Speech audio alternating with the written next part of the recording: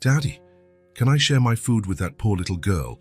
What this billionaire dad does next shocks everyone in the restaurant." The hunger was so painful that Molly could barely stand. Her small, bare feet were cold against the chilly concrete of the sidewalk. She pressed her face against the restaurant window, leaving a foggy mark on the clean glass. Inside, there was so much luxury that her light blue eyes could hardly process it all.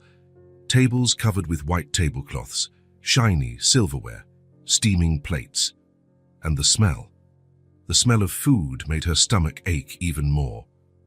At a table near the window, a blonde girl her age was eating slowly, talking with a well-dressed man in a suit.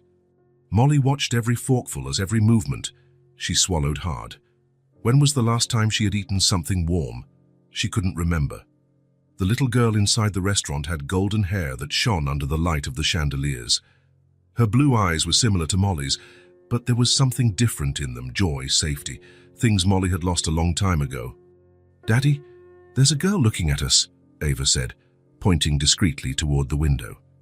Daniel Stevens looked up from his phone, annoyed by the interruption.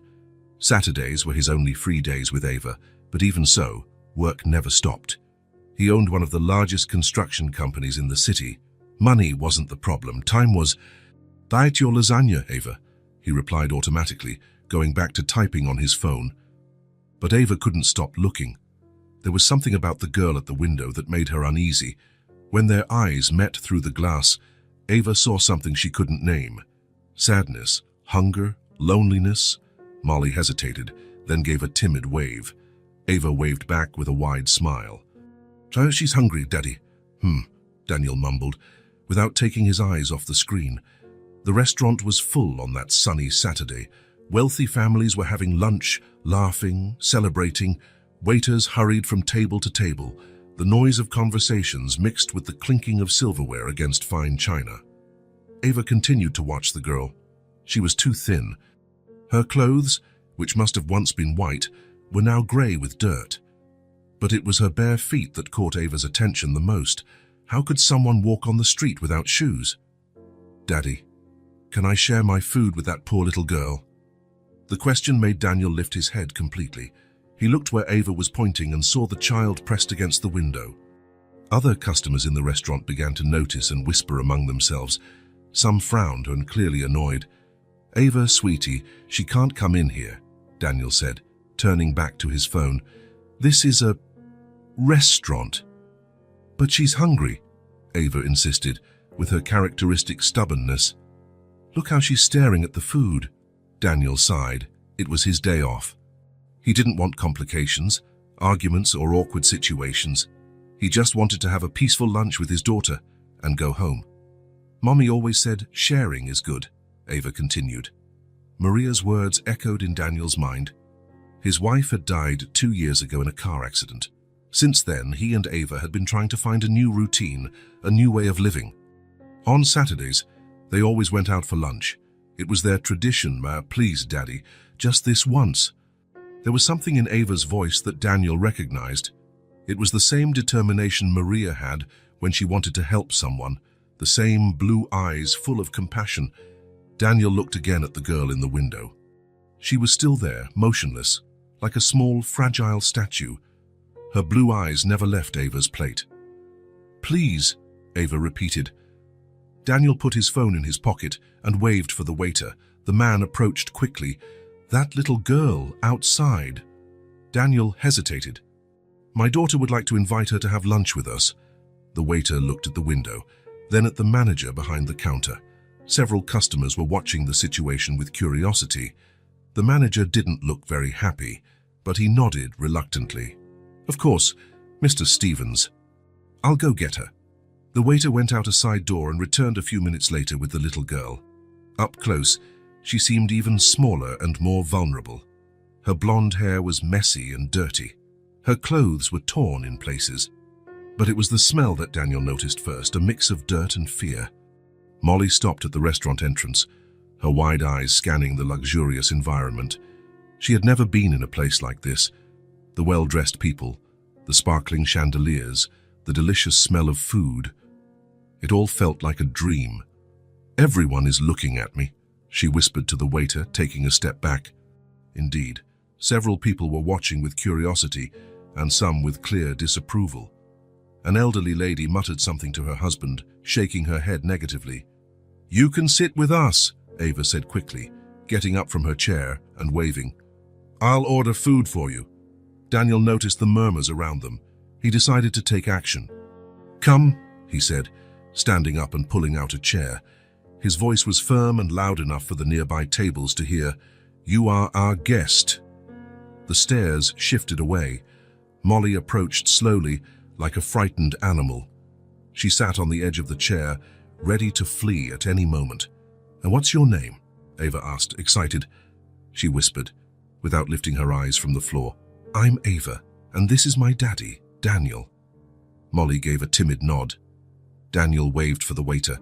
"Could you bring another plate of lasagna, please, and an orange juice?" "For me?" Molly asked, finally looking up. Her eyes were the same light blue as Ava's, but there was a sadness in them that made Daniel's heart ache. "For you," Daniel confirmed. When the food arrived, Molly looked at the plate as if it were made of gold. She picked up the fork with reverence and tasted a small piece. Her eyes widened with pleasure. Then she began to eat. Too fast, swallowing large pieces without chewing properly, as if someone might take her plate away at any moment. Her hands instinctively protected the food. "Wow, you're really hungry," Ava observed, impressed. "You can take your time," Daniel said softly. "No one is going to take your food. If you want more, I'll order it." Molly stopped eating and looked at him, suspicion mixed with hope. "Really? Really?" She went back to eating, but a little more slowly. Daniel watched in silence, trying to guess when the girl's last decent meal had been. From the looks of it, it had been days. "Do you live around here?" Ava asked, always curious. Molly stopped chewing and looked down at her plate. "I don't live anywhere." "What do you mean?" "Ava," Daniel interrupted gently.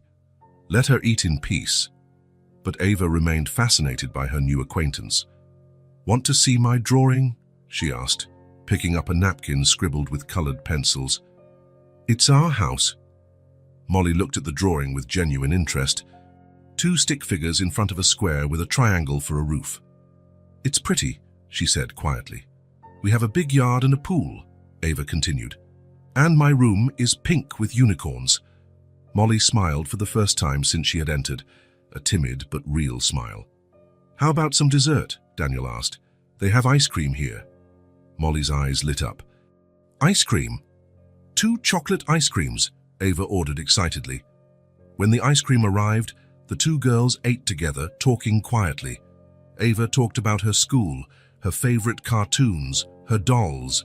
Molly just listened, asking occasional questions. Daniel watched the scene with a strange feeling in his chest.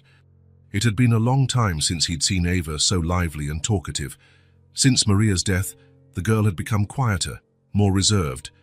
But there, talking with Molly, she was back to being the cheerful child she used to be. "Do you have dolls?" Ava asked. Molly shook her head no, with no apparent sadness. It was as if she had never expected to have toys anyway. "I have lots. When you come over to my house, you can play with them." Daniel felt a pang. Ava was making plans, creating expectations. But what were the chances they would see Molly again? After almost 2 hours, Daniel looked at his watch. The restaurant was starting to empty. "We have to go, Ava." "Already?" Ava pouted. "But I was talking to Molly. It's getting late." Ava turned to Molly with genuine sadness. "It was really nice meeting you." "Me too," Molly said, her voice filled with emotion. "Thank you so much for the food." The 2 girls stood up. For a moment, they faced each other, unsure how to say goodbye. "Bye, Molly," Ava said, giving her a spontaneous hug. Molly returned the hug, holding Ava tightly, as if she wanted to hold on to that moment forever. "Bye, Ava." Molly turned to Daniel, her eyes shining with unshed tears. "Thank you, sir. It was the best lunch of my life." The simple sentence hit Daniel like a punch to the gut. The best lunch of my life. A common meal for him had been the highlight of a child's life. "It was a pleasure to meet you, Molly." She smiled one last time, waved to them both, and headed for the door. Before leaving, She glanced over her shoulder one last time, as if wanting to memorize this place, these people who had been kind to her, and then she was gone, disappearing into the street crowd as if she had never existed. Ava stayed pressed against the window for several minutes, searching for Molly on the busy sidewalk. "Will we see her again, Daddy?" Daniel didn't know what to answer. Street kids appeared and disappeared every day in the city. The chances were slim. "I don't know, sweetie." "She seemed so lonely," Ava said, still looking out at the street. In the car, on the way home, Ava was quiet for a while. Daniel thought she had forgotten about the encounter, but then she spoke. "Daddy, does she have a home?" "I don't know, Ava. Does she have anyone?" Daniel hesitated. "How do you explain abandonment and loneliness to a 5-year-old? "I don't know that either. She seems so lonely." Ava paused, thoughtful. "Just like I was when Mommy went away." His daughter's words struck Daniel like a lightning bolt. Ava had never verbalized her feelings about her mother's death so directly, and now she was comparing her own loneliness to that of a street girl. "You felt lonely when Mommy died?" he asked softly. "Sometimes, especially at night." "Even with you, Daddy, I felt lonely." Daniel felt something stir in his chest, a mixture of guilt, sadness, and something else he couldn't identify. He had focused so much on working, on maintaining financial stability, that perhaps he hadn't noticed his own daughter's loneliness. "And Molly doesn't even have a daddy or a mommy," Ava continued. "Found it must be so much worse." "It must be. She said it was the best lunch of her life, Daddy." "She did." "That's so sad, isn't it?" Daniel looked at his daughter in the rearview mirror. Her blue eyes were filled with a comprehension that seemed far too mature for a 5-year-old. "Yes, it's very sad. I wish she had a family like us." Daniel felt something powerful move within him. He didn't know what it was exactly, but it was strong. It was as if something had awakened during that lunch, something that had been dormant since Maria's death. "Maybe she does, sweetie. We don't know her whole story. But if she doesn't..." Ava paused. "We could help, right, Daddy?" "How?" "I don't know, but we could." Daniel didn't answer, but Ava's words echoed in his mind the entire way home. When they arrived, Ava ran to her room to play. Daniel stood in the living room, looking out the window. The house was too quiet, it always was on weekends. It was a large mansion, with manicured gardens, a pool, everything money could buy. But it was empty. It lacked life, laughter, human warmth. Since Maria's death, Daniel had closed himself off. He worked too much, went out little, lived only for Ava and his business. He had built a safe and predictable routine, without surprises or strong emotions. But that lunch had cracked something in that routine. The image of Molly pressed against the window, her hungry eyes, her timid smile when she ate the ice cream, and especially her last words, "It was the best lunch of my life." Daniel found himself wondering where Molly would be sleeping that night, if she was cold, if she was scared, if there was anyone in the world who cared about her. And he wondered what kind of man he had become, that he could dine in a luxurious house while a child his daughter's age slept on the street. Something strong was moving inside him. He didn't know what it was, but it was impossible to ignore. It was as if a seed had been planted during that lunch. A seed that was beginning to sprout, even though he didn't yet know what kind of tree would grow from it. In her room, Ava was playing with her dolls, but her words reached the living room. "Your name is Molly, okay? And you don't have a home, so you can live here with me." Daniel closed his eyes and felt that something fundamental had changed. The lunch really had changed everything. He just didn't know how yet. Daniel woke up on Sunday thinking about Molly. He had dreamed of those tired blue eyes all night. In the kitchen, as he made breakfast, he couldn't get the phrase she had said out of his head. "It was the best lunch of my life." Ava came downstairs, still in her pajamas, her blonde hair disheveled. "Good morning, Daddy." "Good morning, sweetie. Want some pancakes?" "Yes, Daddy. Do you think Molly slept well last night?" The question caught Daniel off guard. He stopped stirring the batter and looked at his daughter. "Why are you thinking about that?" "I thought about it all night. Where did she sleep? Was she cold? Did anyone take care of her?" Daniel served the pancakes, but Ava barely touched her food. "She said she doesn't live anywhere, remember?" "I remember." "So where does she sleep?" Daniel sighed. How could he explain to a 5-year-old that there were children sleeping on the streets? In different places, Ava. What kind of places? I don't know exactly. Ava was quiet for a moment, pushing the pancake around her plate. Daddy, can we go look for her? Look where, sweetie? At the restaurant. Maybe she'll go back there. Daniel hesitated. Part of him also wanted to know if Molly was okay, but another part feared getting more involved than he already was. Please, Daddy, just to see if she's okay. Ava's blue eyes were full of genuine concern. It was the same expression Maria used to make when she was worried about someone. All right, we'll go take a look around there. Ava's face lit up. Really? Really? But just to see if she's okay, all right? Okay. An hour later, they were in the car on their way downtown. Ava looked out the window anxiously, searching for a little blonde girl on every corner. There, she suddenly shouted. Is that her? Daniel looked where Ava was pointing. It was a child, but she had dark hair and was older. That's not her, sweetie. And there, Ava pointed in another direction. Not her either. When they reached the restaurant, Daniel parked across the street and they watched. It was Sunday morning, so the establishment was closed. The street was quieter than the day before.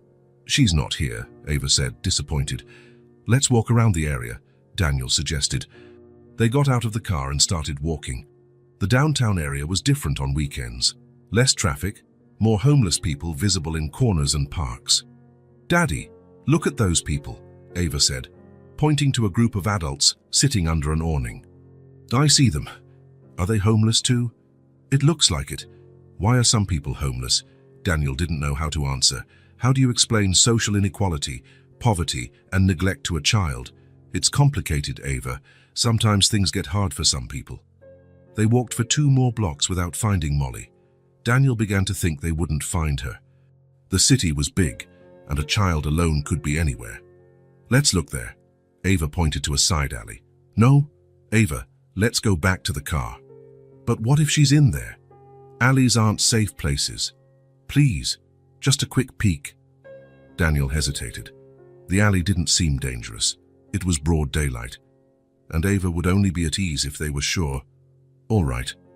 But you stay right by my side. They entered the alley slowly. There were some dumpsters and cardboard boxes scattered around. The smell was not pleasant. Daniel was about to suggest they turn back when he heard a noise. Someone was rummaging through one of the dumpsters. Daddy, someone's there, Ava whispered. Daniel saw a small figure leaning over the trash, looking for something. Messy blonde hair, the same dirty clothes from the day before. Molly, Ava called out. The girl turned around, startled, ready to run. When she saw Daniel and Ava, she stopped, but remained tense. Hi, Molly, Ava said, running towards her. Ava, slow down, Daniel cautioned. Molly looked at them with suspicion. Her hands were dirty with trash and she smelled bad. She had found a piece of stale bread that she held like a treasure. What are you guys doing here? She asked. We came looking for you, Ava replied excitedly. I was worried about you. Worried about me? Yes. I wanted to know if you slept well, if you weren't cold. Molly looked at Ava as if she were from another planet. No one had ever worried about her before. Daniel approached slowly and knelt down to Molly's level. Up close, he could see she was even dirtier than the day before. Her eyes were tired, as if she hadn't slept well. Did you spend the night here? He asked gently. Molly shook her head. No. Where did you sleep? In the park, under a bench. Daniel felt his heart tighten. A 5-year-old child had slept outdoors, alone, in a city park. Were you cold? A little, but I covered myself with a newspaper. Molly, Daniel said, his voice soft but firm. Did you want to come with us today? Molly took a step back, suspicious. Where to? To our house, Ava answered quickly. You can take a bath, eat warm food, and play with my dolls. Why would you do that? The question was simple, but loaded with mistrust. Molly had learned early on that when adults offered things, they usually wanted something in return. Because you need help, Daniel answered honestly. And because my daughter worried about you all night. I really did worry, Ava confirmed. I kept thinking about whether you were okay, if you were scared. Molly looked from Daniel to Ava, processing the information. Someone had worried about her. Someone had come looking for her. Art, you're not going to do anything bad to me. Of course not, Ava said. We just want to help. Daniel held out his hand to Molly. You can trust us. We just want you to be safe and well fed today. Molly looked at the outstretched hand. Then she looked at the piece of stale bread she was holding. Then she looked into Daniel's eyes. There was something in them she recognized. Genuine kindness. Okay, she said quietly. Ava shouted with joy. Yay, you're going to love our house. In the car, Molly sat in the back seat next to Ava, but pressed against the door, still ready to flee if necessary. Ava chattered non-stop, pointing out the neighborhood through the window, talking about school, about her friends. Our house is big. It has a blue pool and a garden with flowers, and my room has a bed that looks like a princess's. Molly listened to everything in silent awe. She had never been in a big house. When they arrived at the residential neighborhood, her eyes widened. The houses were huge, with perfect lawns and luxury cars in the driveways. That's it. Ava pointed to a white mansion with manicured gardens. When they entered the house, Molly stood in the foyer dumbfounded. The place was bigger than any place she had ever lived. There were curved staircases, sparkling chandeliers, paintings on the walls. Molly, are you okay? Ava asked. It's so big, Molly whispered. Want to see my room? First, she needs a bath, Daniel interrupted gently. And then we can find some clean clothes for her. Ava took Molly to the upstairs bathroom. It was larger than any room Molly had ever slept in. The bathtub was white and shiny, with golden faucets. Do you know how to take a bath by yourself? Ava asked. I do, Molly replied, still impressed by the luxury around her. I'll ask Daddy to bring clean towels and shampoo. Take a long time, okay? To get all the dirt off. While Molly bathed, Daniel looked for clothes that might fit her. Ava had some smaller items that might work. He also prepared a snack, sandwiches, fruit, milk. 40 minutes later, Molly came down the stairs unrecognizable. Her blonde hair shone clean. Her rosy skin smelled fresh. She was wearing one of Ava's pink t-shirts, which was a little big but fit well enough. Wow, you look beautiful, Ava exclaimed. I like a princess, Molly smiled shyly. It had been so long since she had felt clean that she had forgotten how good it felt. You must be hungry, Daniel said. I made a snack. In the kitchen, Molly ate slowly, savoring every bite. This time, she didn't eat with the desperation she had at the restaurant.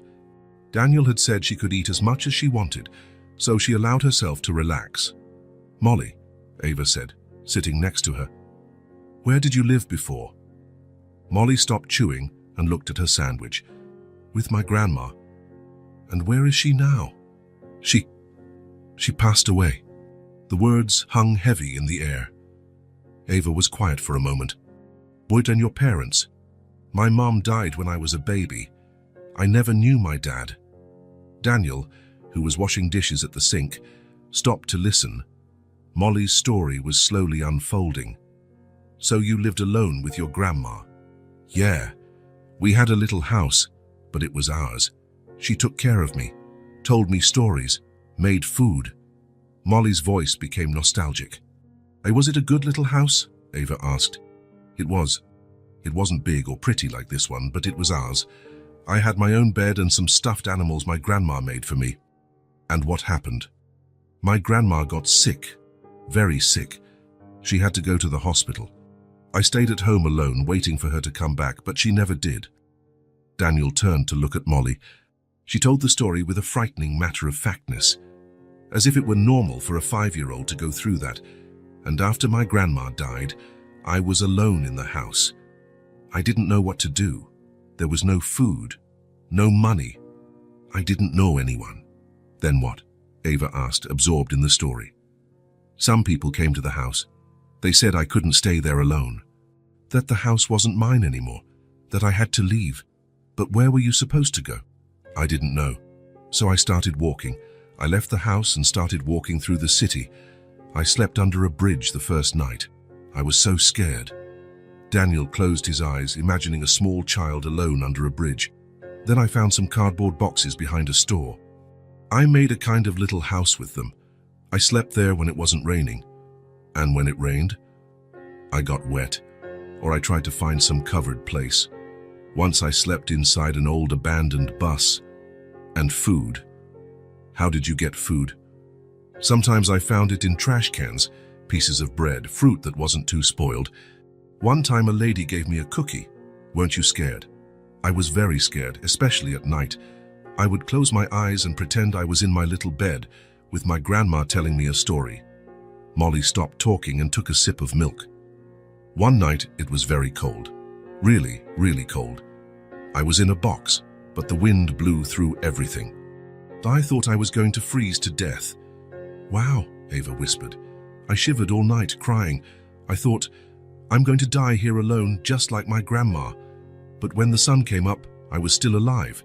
And then I thought, if I survive this night, I can survive others. Daniel came over and sat at the table, his heart heavy with every word from Molly. How long have you been living like this? I don't know for sure. A few months. I lost track of the days. And yesterday, when we found you at the restaurant, I was so hungry. It had been 2 days since I'd found anything but a few crumbs. I saw you guys eating and I thought how good it would be to have warm food again. And now, Ava asked. Are you better? Molly smiled for the first time during the whole conversation. Much better, thank you for helping me. Daniel looked at Molly, clean, fed, safe in his house, and felt something profound stir in his chest. This child didn't need luxury. She didn't need mansions or expensive cars. She needed something much simpler and much more important. She needed people. People who cared if she was cold, hungry, scared. She needed someone to tell her stories before bed, to worry when she didn't show up, to be happy when she smiled. She needed a family. Molly, he said softly, would you like to stay here tonight, to sleep in a real bed, have breakfast tomorrow? Molly looked at him with hope mixed with suspicion. Can I really? You sure can, Ava answered before Daniel could. You can sleep in my room, I have an extra bed. Are you sure? Molly asked Daniel. I'm sure. And in that moment, Daniel knew something had changed forever. This wasn't just a night of charity. It was the beginning of something bigger, something he couldn't yet name, but that he felt growing in his chest. The girl didn't need luxury. She needed people. And maybe, just maybe, they needed her too. On Molly's first morning in the house, Daniel woke up to a sound he hadn't heard in a long time. Children's laughter. Not just one, but 2 voices mingling in pure, joyful giggles. He went downstairs and found Ava and Molly in the living room, sitting on the floor, surrounded by dolls, building blocks, and colored pencils scattered everywhere. It was a colorful, noisy chaos, exactly the opposite of the organized silence that had dominated the house for the past 2 years. Good morning, girls, Daniel said, stopping at the living room door. Good morning, Daddy, Ava shouted without looking up from the toys. Molly has never played with real dolls before. Is that true? Daniel asked, approaching. Molly nodded, a little embarrassed, but her eyes were shining. My grandma used to make rag dolls for me, but I never had dolls like these, she said, holding a blonde doll in a blue dress. She's very pretty. You can have her, Ava said generously. I have lots. Really? Really? You're my friend now, so you can have any toys you want. Daniel watched the interaction with a smile. Ava had found a companion, and Molly had found someone who treated her as an equal. It was magical to see. How about some breakfast? He suggested. The 2 of them ran to the kitchen, still chatting excitedly. During breakfast, Daniel noticed how much Molly had changed in just one night. Her blonde hair shone clean, her rosy skin looked healthy, and most importantly, there was a light in her blue eyes. Molly, do you like pancakes? Ava asked. I've never had them, Molly admitted. Never. Ava's eyes widened. Daddy, make pancakes for Molly. Of course, Daniel smiled, with chocolate syrup. What's chocolate syrup? Molly asked. Ava nearly fell off her chair. You've never had chocolate syrup. Wow, you've missed out on so much good stuff in life. When Daniel served the pancakes with syrup, Molly tasted them slowly, carefully. Her eyes widened with pleasure. "This is so yummy," she said, smiling. "I told you." Ava clapped her hands. "Now you can have pancakes every Sunday, just like me." Ava's casual phrase created a moment of silence. Every Sunday implied a future permanence. Molly looked at Daniel with a silent question in her eyes.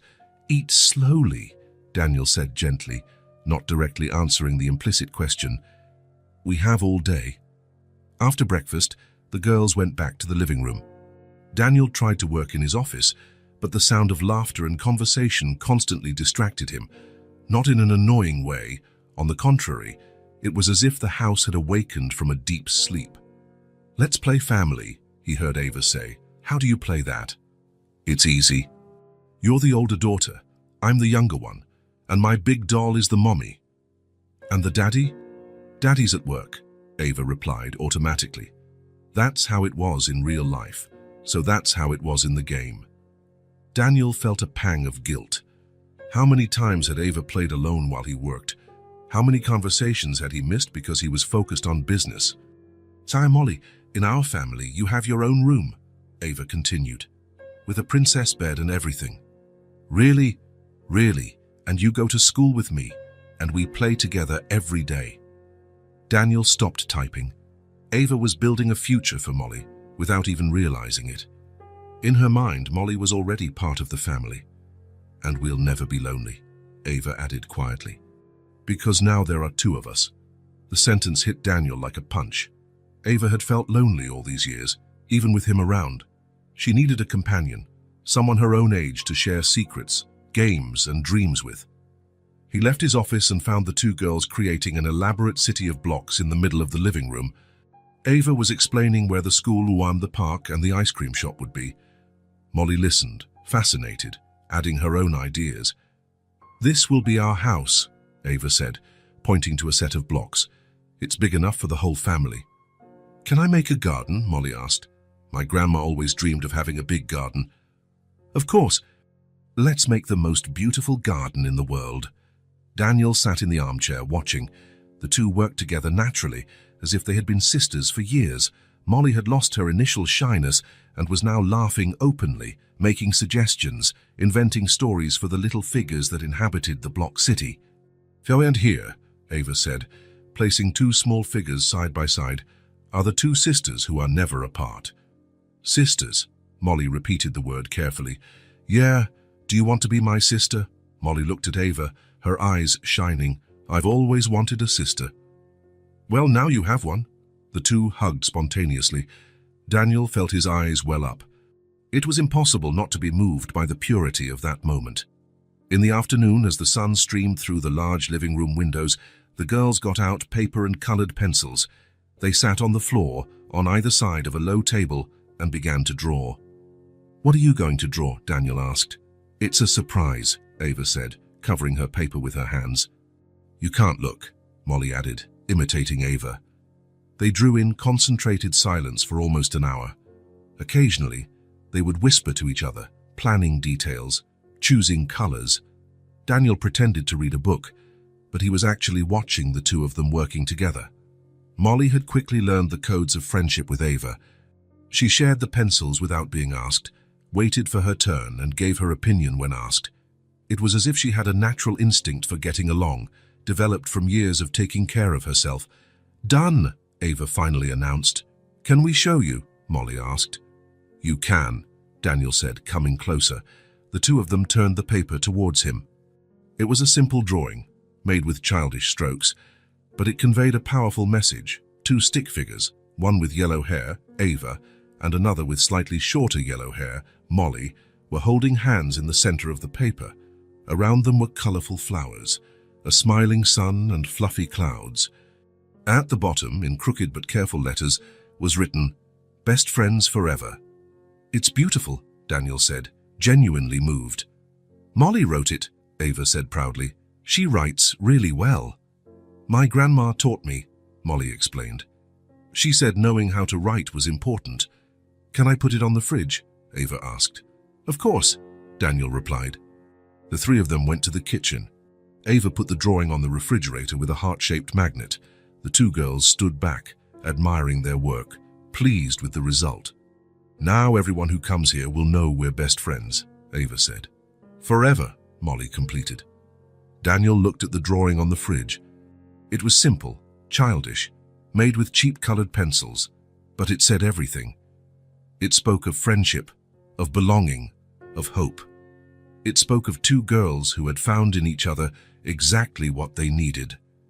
He felt his eyes fill with tears. Not tears of sadness, but of a deep, inexplicable emotion. It was as if something inside him had been healed just by seeing that drawing. "Sir, Daddy, are you crying?" Ava asked, concerned. "No," Daniel lied, wiping his eyes. "It's just allergies." "Allergies don't make you cry," Molly said, watching him carefully. "Sometimes they do," Daniel improvised. The girls looked at each other, clearly not believing him, but they didn't press the issue. At the end of the afternoon, while the two played in the garden, Daniel watched from the kitchen window. Ava was showing Molly how the swing worked, how to jump rope, how to plant seeds in the flower bed. Molly absorbed everything with fascination. To her, that garden was an amusement park. The pool, even empty, was a wonder. The big house, with its spacious and comfortable rooms, was a palace. But what impressed Daniel the most was seeing how the two interacted. Ava had found someone who admired her, who laughed at her jokes, who wanted to do everything she did. Molly had found someone who accepted her completely, who shared everything willingly, who treated her as an equal. "Molly, do you know how to swim?" Ava asked, pointing to the pool. "No, I've never been in a pool." "I'll teach you in the summer," Ava promised. "It's really fun." Again, the promise of a future. Ava was already planning the summer with Molly, as if it were obvious she would be there. Daniel realized he had stopped asking himself, "What now?" Or, "What are we going to do with her?" Without even noticing, he had begun to accept Molly's presence as natural, as if she had always been part of the family.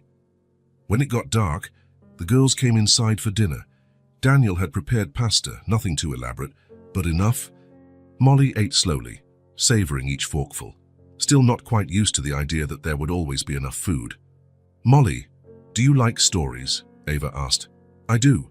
My grandma used to tell me stories before bed." "What kind of stories?" "About princesses, talking animals, magical places." Molly's eyes lit up with the memory. She would make up stories just for me. "Daddy tells stories too," Ava said. "Right, Daddy." Daniel stopped eating. It had been a long time since he had told Ava stories. Since Maria's death, he had lost the knack for such things. "Sometimes," he said vaguely. "You can tell a story for both of us tonight," Ava suggested excitedly. "Can you?" Molly asked hopefully. Daniel looked at the two pairs of blue eyes fixed on him, full of expectation. How could he say no? "Of course," he heard himself say. After dinner, the three of them went up to Ava's room. Daniel had set up an extra bed for Molly, but the two insisted on sleeping in the same bed, like real sisters. Daniel sat in the chair next to the bed and looked at the two girls under the covers, waiting for the story. For a moment, he didn't know what to say. Then the words began to flow naturally. "Once upon a time, there were two princesses who lived in distant kingdoms," he began. "One had hair as golden as the sun, and the other also had golden hair, but it shone like the stars." The girls listened attentively, asking occasional questions, laughing at the funny parts. Daniel was surprised by his own ability to invent, to create a magical world where two princesses became best friends and had incredible adventures together. When he finished the story, Ava and Molly were almost asleep. "That was the best story I've ever heard," Molly whispered. "Will you tell another one tomorrow?" Ava asked. "Tomorrow," Daniel promised. He kissed both girls on the forehead and turned off the light. In the hallway, he stood for a moment, listening to the quiet voices coming from the room. "Ava," Molly whispered. "What is it?" "Thank you for being my friend. Thank you for being my sister. Forever, forever." Daniel went downstairs, his heart heavy with emotion. The house was different. Not just because there was an extra child in it, but because new life was circulating through the rooms. For the last 2 years, since Maria's death, the house had become a silent mausoleum. He and Ava lived in it, but they didn't truly inhabit it. It was a place to sleep, eat, exist, but not to live. Now, with Molly there, everything had changed. There were toys scattered in the rooms, laughter echoing off the walls, lively conversations during meals. The house was breathing again. Daniel went to the kitchen to get a glass of water, and his eyes fell on the drawing stuck to the fridge. Best friends forever. Two simple figures holding hands, surrounded by flowers and smiles. It was just a child's drawing.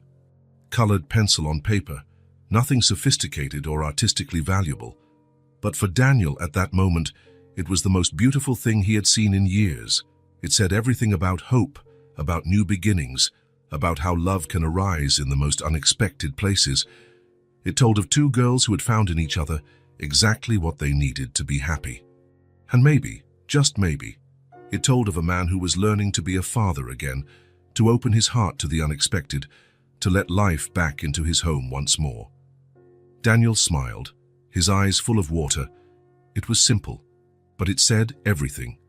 Upstairs, the two girls slept, wrapped in each other's arms, dreaming of princess adventures and magical gardens.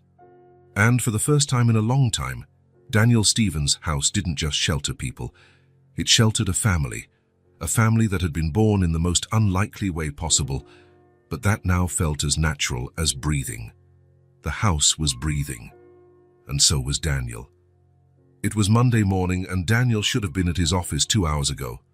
His phone had rung 15 times, calls from his secretary, his partners, important clients, but he didn't answer. For the first time in years, work could wait. In the living room, Ava and Molly were sitting on the floor surrounded by colorful building blocks. They had started building what seemed to be a castle, but looked more like a haphazardly stacked mountain of pieces.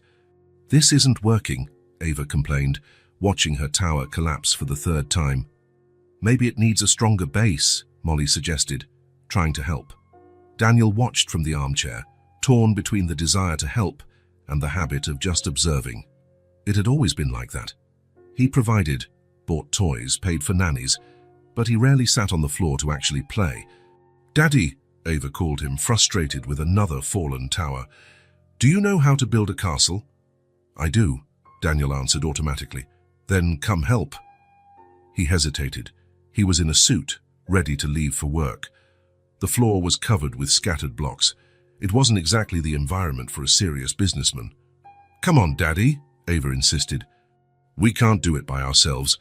Molly looked at him with expectation. Her blue eyes had that expression of someone who didn't want to ask for anything but was hoping for a lot. "Please." Ava made the face that always worked. Daniel glanced at his watch.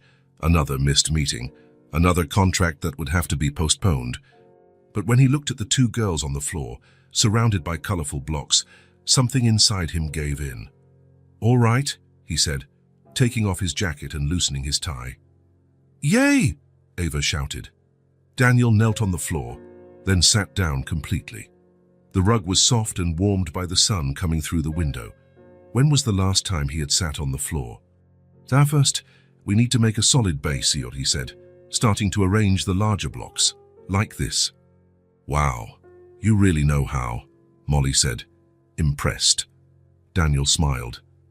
It had been a long time since someone had been impressed by something he did. At work, everything was expected, professional, serious. Here, building a block castle, he could be surprising. "Fine, now you can start putting up the walls," he instructed, 1 row at a time. The 3 sets of hands worked together, choosing colors, fitting pieces, discussing where each tower should go. Daniel found himself genuinely focused on the construction, completely forgetting about the problems at the office. "This can be the princess's room," Ava said, pointing to one of the towers. "And here's the garden," Molly added, creating a green space with blocks of that color. "It needs a bridge," Daniel observed, "to connect the 2 towers." "Good idea," they both said in unison. He began to build an elaborate bridge using engineering techniques he had learned in college decades ago. The girls watched, fascinated, as he created arches and supports with the simple blocks. "How do you know how to do that?" Molly asked. "I studied to build big things," Daniel explained. "Fire buildings or houses, real bridges. You build real houses? Molly's eyes widened. I do. That's so cool. You could build a house for me. Molly's words hung in the air. Daniel stopped building for a moment. A house for her, a place of her own, permanent, safe. Maybe one day, he said softly. They continued building in a comfortable silence. Daniel realized how relaxing this was. There was no pressure, no deadlines, no important decisions. Just three people creating something together with no other goal than to have fun. Done, Ava announced when they finished the main structure. Now it needs people living in it. She ran to get small figurines and began distributing them throughout the castle. Daniel watched as she created a whole story for each character, giving them names, personalities, relationships. This one is the king, she said, placing a figurine in the main tower. He's very nice and takes good care of the kingdom. And this is the queen, Molly added, choosing a blonde figurine. She helps the king make important decisions. Daniel noticed that Molly had chosen figures that seemed to form a traditional family. Father, mother, children, what she had always wished for. And these are the princesses, Ava continued, placing two smaller figurines. They are sisters and best friends. Real sisters? Molly asked. For real.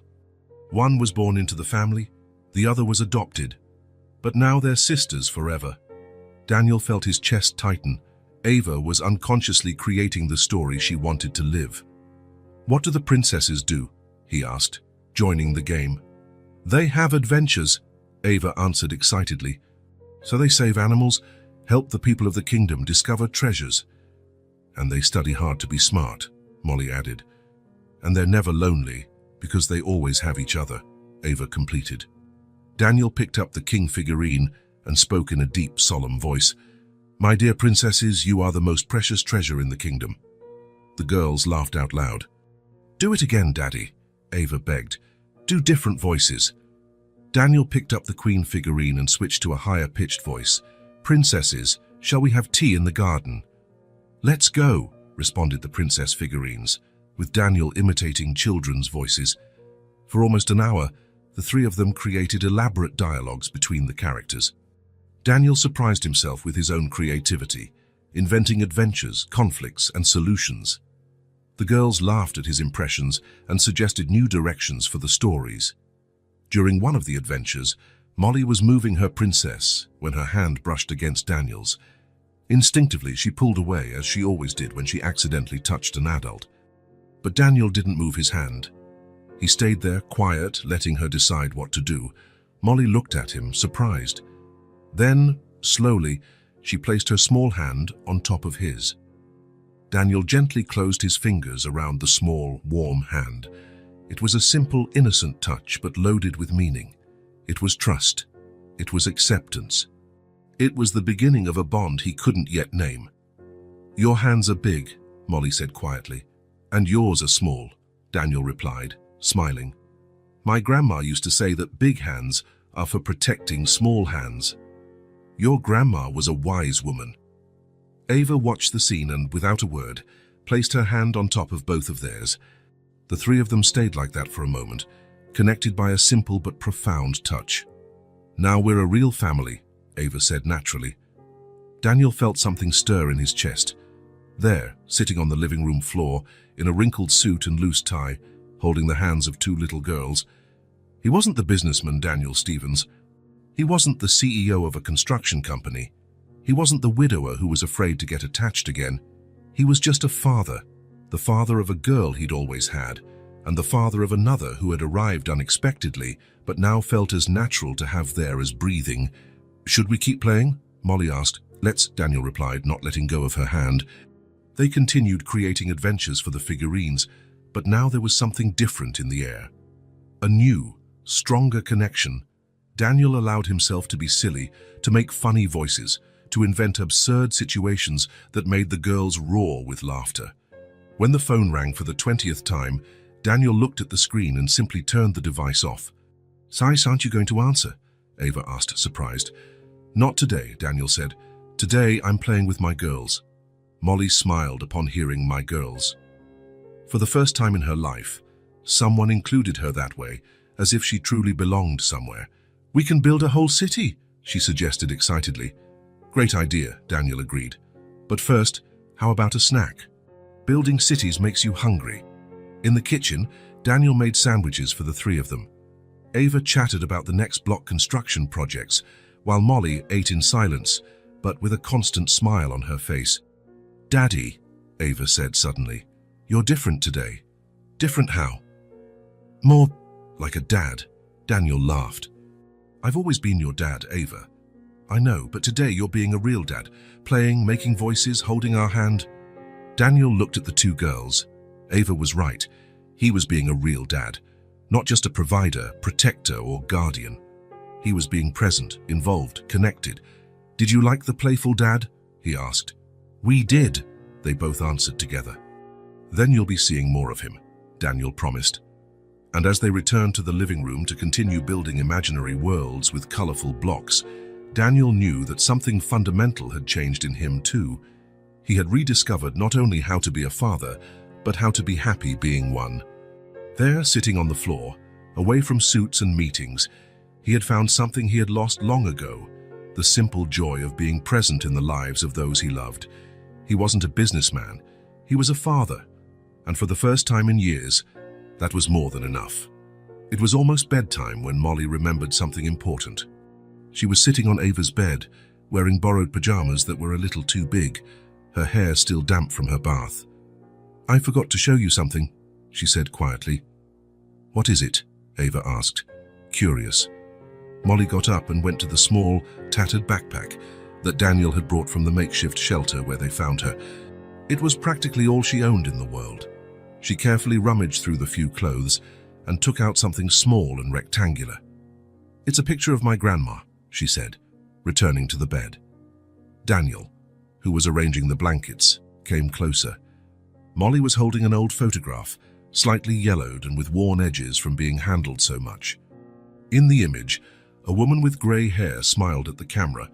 She had kind eyes and a gentle face, marked by age but lit up by a warm expression.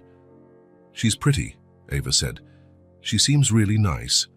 "She was the nicest person in the world," Molly replied, affectionately running her finger over the photo. "She took care of me, made me yummy food, told me stories." Daniel took the photo to get a better look, and his heart nearly stopped. That face was familiar, very familiar. "What was your grandmother's name?" he asked, his voice slightly altered. "Margaret," Molly replied. "Margaret Wilson." Daniel sat down heavily in the chair next to the bed. Margaret Wilson.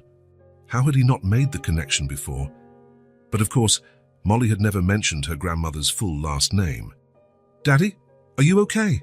Ava asked, noticing the strange expression on his face. Daniel looked at the photo again, then at Molly. The same blue eyes, the same shape of the face. How had he not noticed before? "Molly," he said softly. "Your grandmother. How did she work?" "She did. She cleaned offices at night. She would leave the house when I was already asleep and come back early in the morning to make me breakfast." "Where did she work?" "In a big building downtown. She always said it was an important building with important people." Daniel closed his eyes. Margaret Wilson. How had he been so blind all these years? "She worked with me," he said finally. "What?" Molly's eyes widened.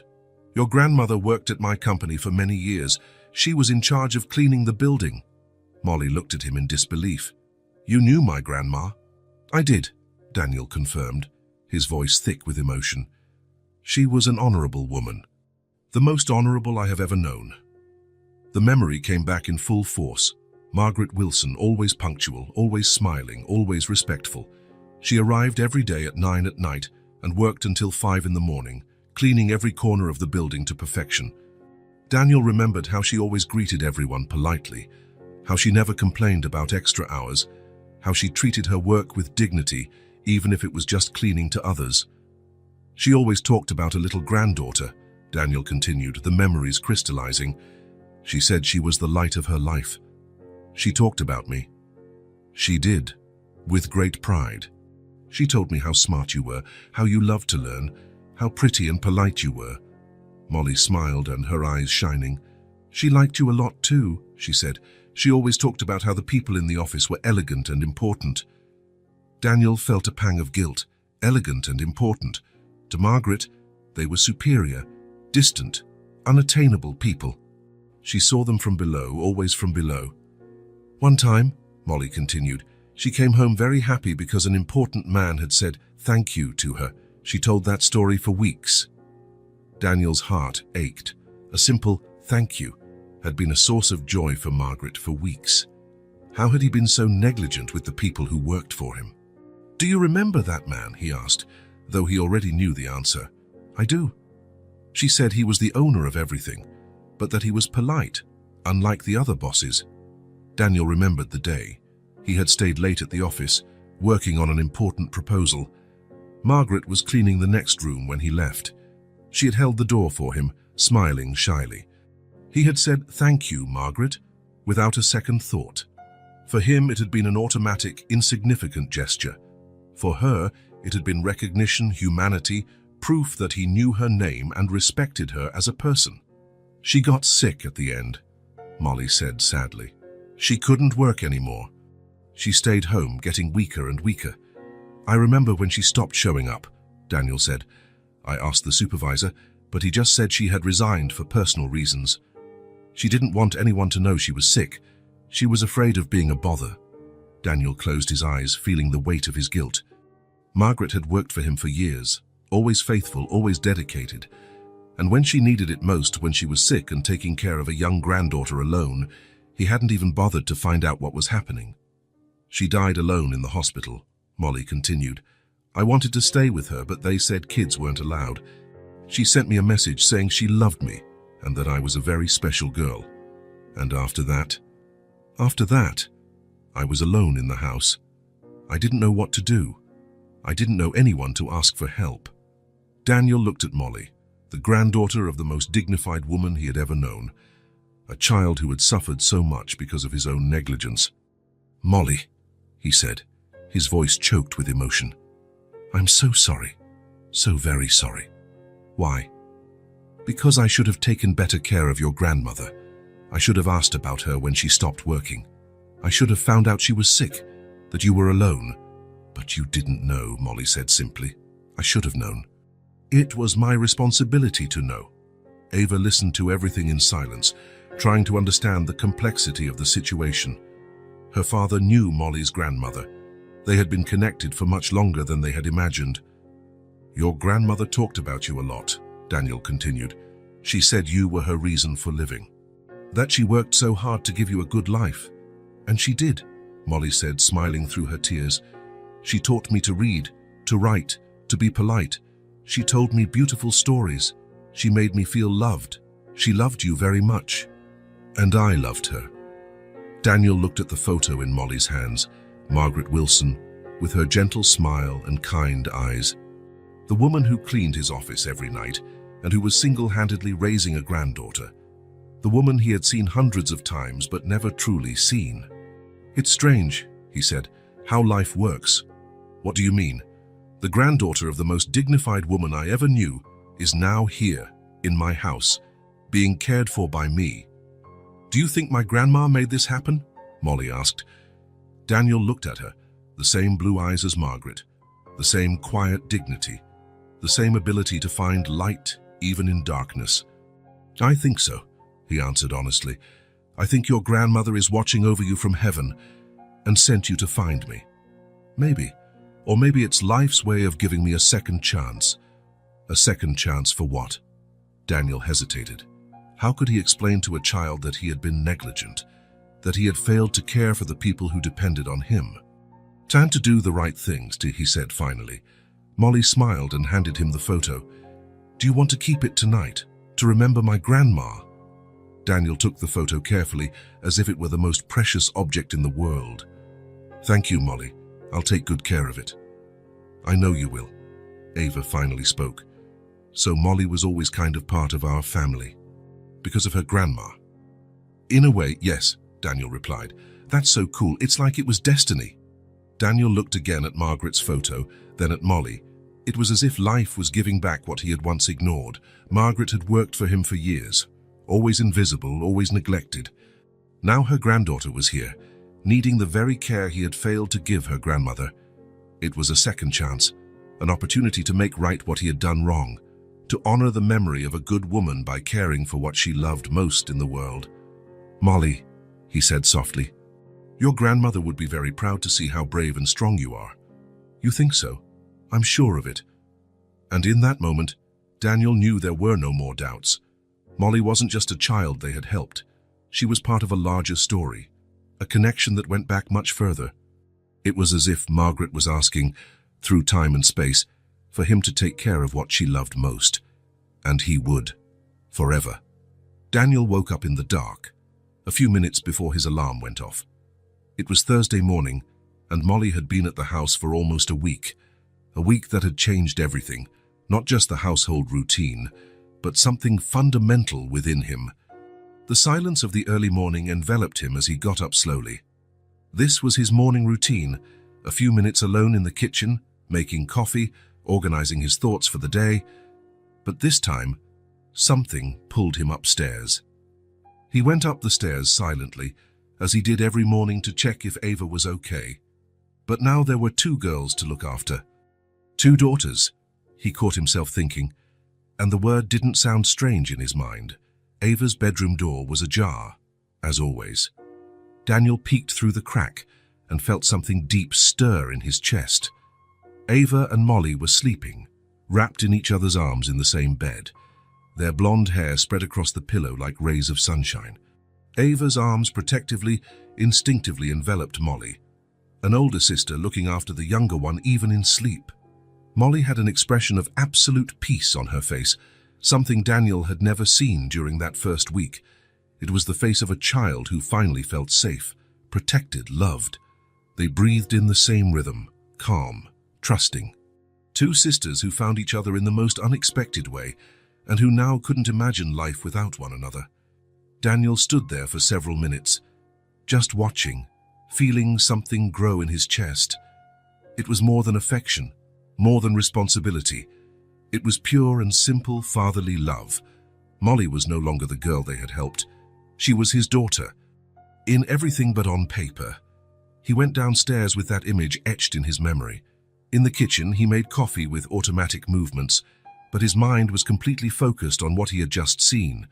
For a whole week, he had wondered what the next step was, what to do with Molly, what was best for her. But now, seeing the two girls sleeping in each other's arms, the answer seemed crystal clear. Molly wasn't being helped by them. She had become a part of them. She was no longer a child they were temporarily sheltering. She was his daughter, in everything but the paperwork. She already knew every corner of the house as if she had been born there. She knew where the plates were, which drawer had the silverware, which toothbrush was hers in the bathroom. She had her place at the breakfast table, her favorite side of the bed, her favorite doll among all of Ava's. She had her own clothes, no longer borrowed from her sister, but bought specifically for her by Daniel during the week. More importantly than all that, she had her permanent place in the family's heart. Daniel picked up his phone and dialed a number he knew by heart, even though it was only 6 in the morning. "Dr. Richards, it's Daniel Stevens. Sorry to call so early, but I need to talk to you about something urgent." "Good morning, Daniel." The lawyer's voice sounded sleepy but attentive. "And what can I do for you?" "I want to adopt a child, a 5-year-old girl." There was a significant pause on the other end of the line. "Adoption? Daniel, that's a very serious, very complex decision.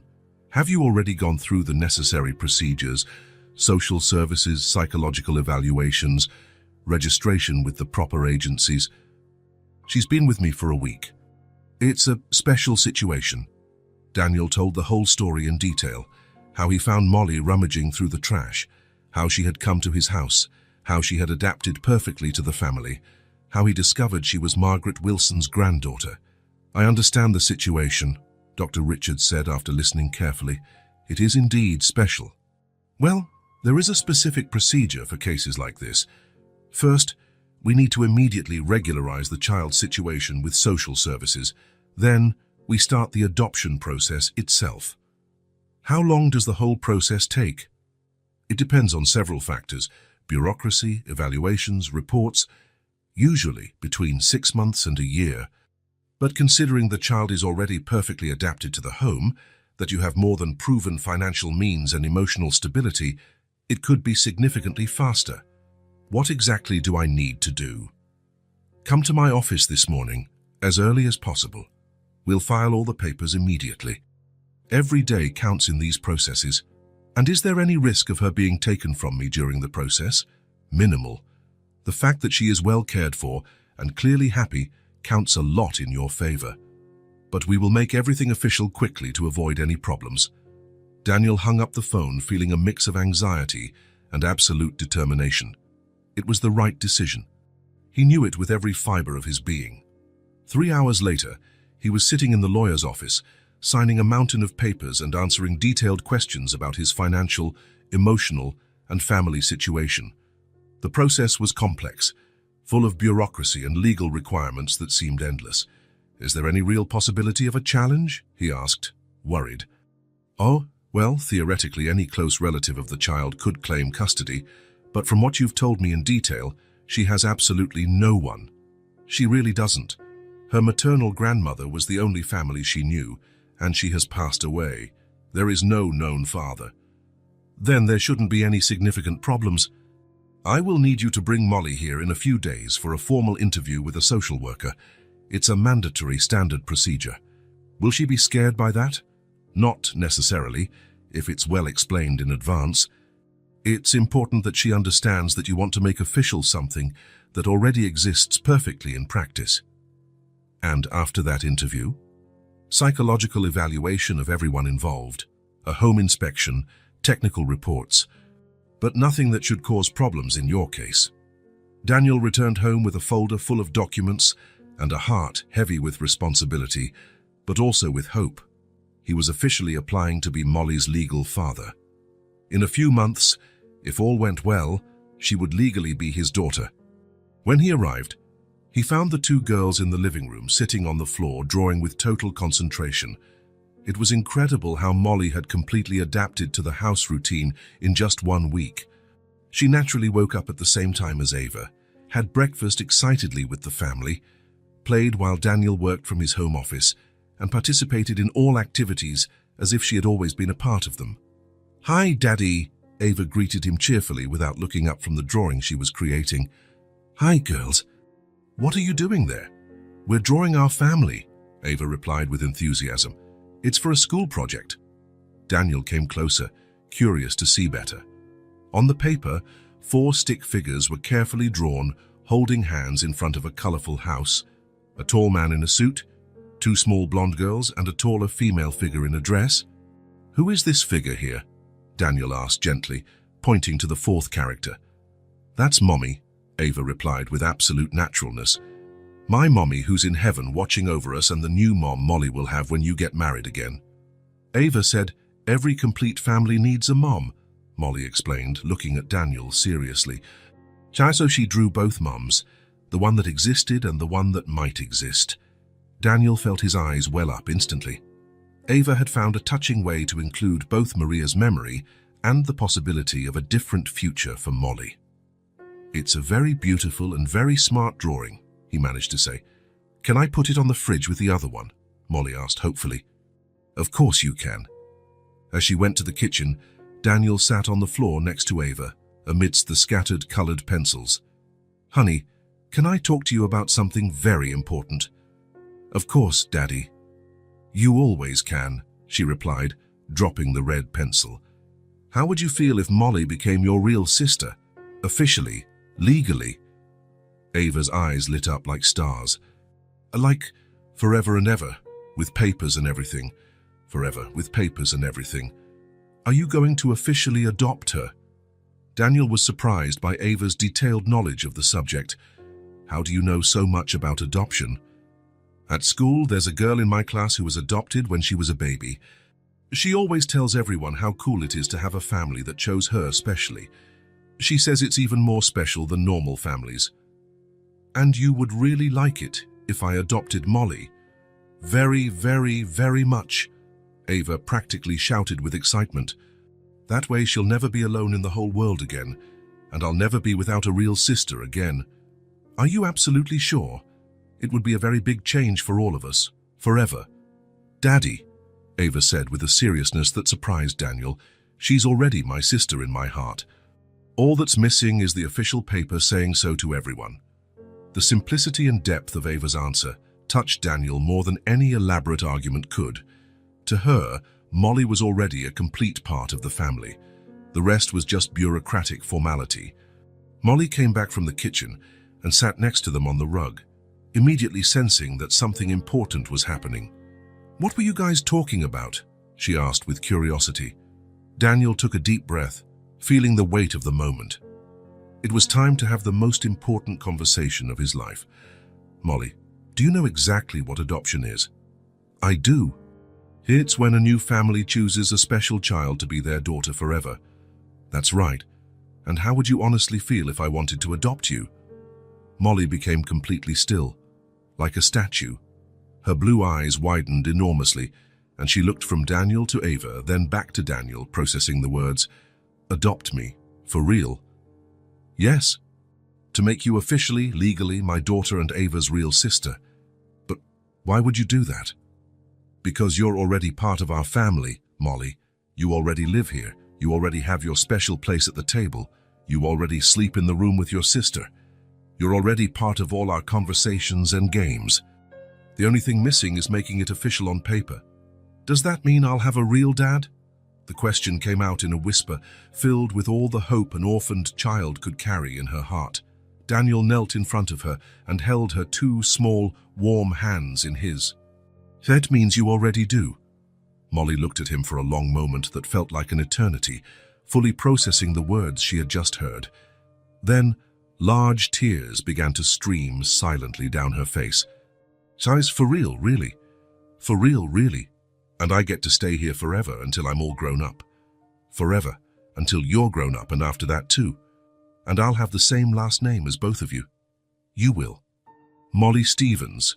And you'll be my real daddy, not just Ava's daddy who lets me stay here. I'll be your daddy just like I'm Ava's, with the same love." Molly threw herself into Daniel's arms, crying with pure joy. "I've always wanted a daddy," she sobbed against his chest. "I've dreamed about it every night." Daniel hugged her with all his might, feeling his own tears flow freely. "And I've always wanted two amazing daughters like you." Ava spontaneously joined the hug, creating a tight circle of love, happy tears, and promises of the future. "Now we're a real, complete family," she declared solemnly. They stayed like that for several long minutes, hugging, crying, laughing, dreaming of the future that awaited them. "How exactly is it going to work?" Molly asked when they finally calmed down. "Well, first we have to go talk to some very important people, social workers, psychologists, judges. They'll ask questions to make absolutely sure that we all want this from the bottom of our hearts. What if they say no?" "They won't say no," Daniel replied with total conviction. "Not when they see how perfectly you fit into this family." "How long does it all take?" "A few months of paperwork and interviews, but you'll stay here with us through the whole process. And after it's all done, then you'll get a brand new birth certificate with my last name. You'll officially be Molly Stevens." "Molly Stevens," she repeated slowly, smiling. "I really like that name." "And there will be a huge party," Ava added excitedly. "For a new family party. With chocolate cake?" Molly asked hopefully. "With the biggest chocolate cake in the world," Daniel promised solemnly. That night, during dinner, Daniel patiently explained to the girls what each step of the adoption process would be like. Ava asked millions of detailed questions, while Molly absorbed everything in respectful silence, still processing the magnitude of the change that was about to happen in her life. "Molly," Daniel said at bedtime, tucking both of them into bed, "are you absolutely sure you want this? Being adopted isn't something that can be easily undone later." "I'm totally sure," she answered without the slightest hesitation. "I've always wanted to belong to a real family." "You've always belonged here, since the first day you arrived, but now it will be official for everyone to know. Now it will be official." When the girls finally fell asleep in each other's arms, Daniel stayed in the room for a while, watching in the dark. In a few hours, he had made the most important decision of his life since marrying Maria. He was going to officially adopt Molly. He was going to legally make her his daughter. She was already part of the house, She was already part of his life. She was already part of the family in a way that went far beyond papers and legal documents. All that was left was the paperwork. And soon, very soon, even that would be settled for good. Daniel smiled in the dark, imagining the day Molly would receive her new birth certificate. The day she would officially become Molly Stevens. The day an orphan girl would finally have a real family to call her own. And a family that was incredibly lucky to have found the exact person who was missing to make it complete. The day had come. After 8 months of paperwork, interviews, visits from social services, and trips to the courthouse, it was finally the day of the final decision. Daniel woke up early, even before his alarm went off. Next to him in bed, Ava and Molly were sleeping soundly. Throughout the adoption process, the two of them had slept together in their father's bed whenever they got nervous or anxious, and this had been one of those nights. He watched the two girls in the morning silence. Molly was no longer the scared, hungry child they had found rummaging through trash. Her blonde hair shone healthily, her rosy skin was flushed, and most importantly, there was a constant light in her blue eyes, the light of someone who felt loved and protected. "Daddy?" Molly whispered, slowly opening her eyes. "Is it time yet?" "Not yet, sweetie. We still have a few hours." "I couldn't sleep well," she admitted. "I was nervous. It's normal to be nervous. It's a very important day.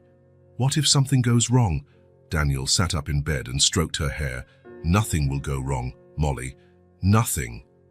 Ava woke up, stretching. "Today's the day," she shouted, jumping out of bed. "Today Molly becomes a Stevens for real." 3 hours later, they were at the courthouse, waiting to be called.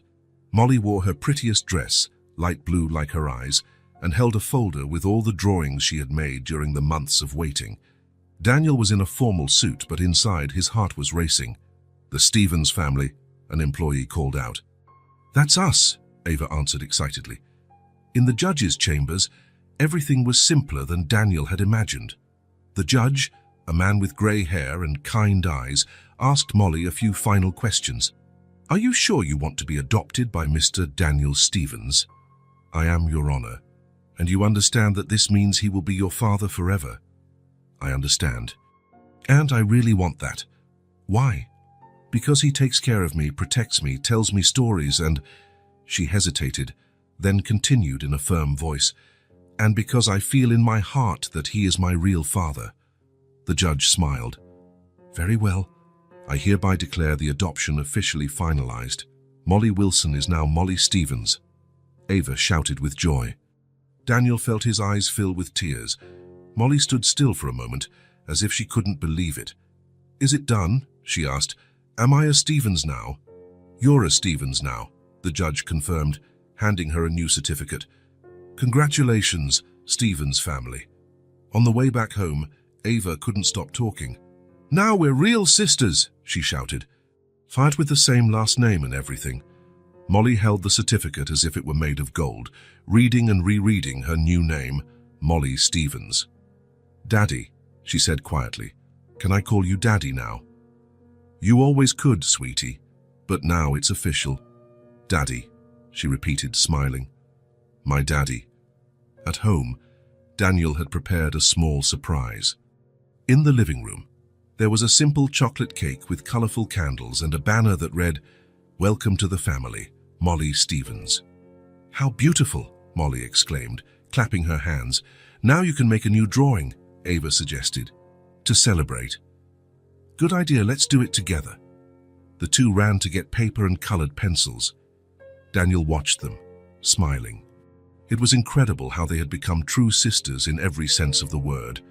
An hour later, they came back with a new drawing. "Look, Daddy." It was similar to the first drawing they had made together, but now there were 3 figures, a tall man in the middle, a girl on each side, all holding hands. Underneath, in careful letters, was written, "Now we are family." "Where should we put it?" Molly asked. "On the living room wall," Daniel suggested, with the others. They went to the living room, where there was already a small gallery of the girls, drawings on the wall. The first drawing, "Best Friends Forever," was framed in the center. Around it, other drawings told the family's story. the house with 3 people, the castles they built together, the imaginary adventures. Daniel placed the new drawing next to the first one, creating a visual sequence of their journey. "It looks perfect," Ava said. "It's our story," Molly observed. "All drawn out." That night during dinner, Daniel gave a small speech. "I want you both to know that this is one of the most important days of my life, not just because the adoption was finalized, but because our family is officially complete." "Can I give a speech too?" Molly asked. "Of course." She stood up, serious and solemn. "I want to thank you for choosing me, for giving me a home, a sister, a daddy, for making me feel like I have a place in the world." Daniel felt his eyes well up again. "Thank you for choosing us too, Molly. And now," Ava added dramatically, "let's eat cake." The days that followed were about adjusting to the new reality.